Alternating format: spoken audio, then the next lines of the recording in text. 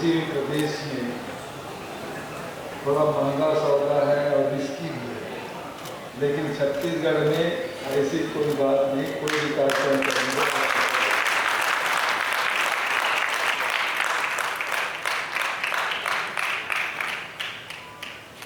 पूरे प्रदेश में जो हालात हैं, परिस्थिति है, आप सब उनसे दिग्ध हैं।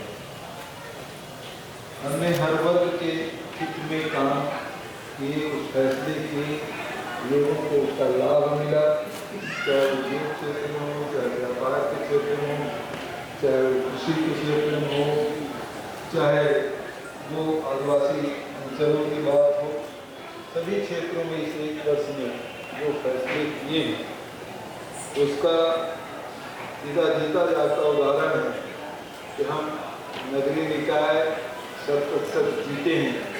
आज तक के कभी कोई दल 10% नहीं जीते, लेकिन हम लोग जीते हैं। ग्रामीण क्षेत्र में भी आपने देखा कि अभी जो रिजल्ट आए हैं, चाहे वो जिला पंचायत के हो, जनपद के हो, ग्राम पंचायत के हो, उसमें भी एक तरफा जीत हासिल हुई है।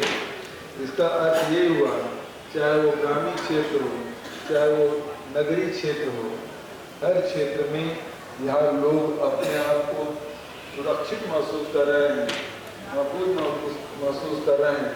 और उसके साथ साथ सभी क्षेत्र में जो काम हो रहे हैं उसका सीधा सीधा लाभ मिला है। और इसी कारण से आम जनता का आशीर्वाद, उसका समर्थन हमारे इस सरकार को मिला हुआ है।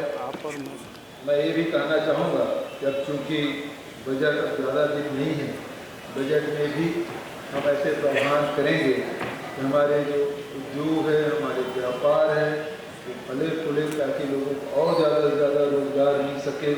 छत्तीसगढ़ के समृद्धि में, छत्तीसगढ़ के विकास में हमारे, चाहे वो व्यापारी हो, चाहे उद्योगपति हो, चाहे नौजवान हो, चाहे महिला हो, सबका योगदान हो, सबकी भागीदारी हो, सभी का विकास हो, सभी की उन्नति हो, ये हमारी मूल भावना है और उनके अनुरूप हम चल रहे हैं।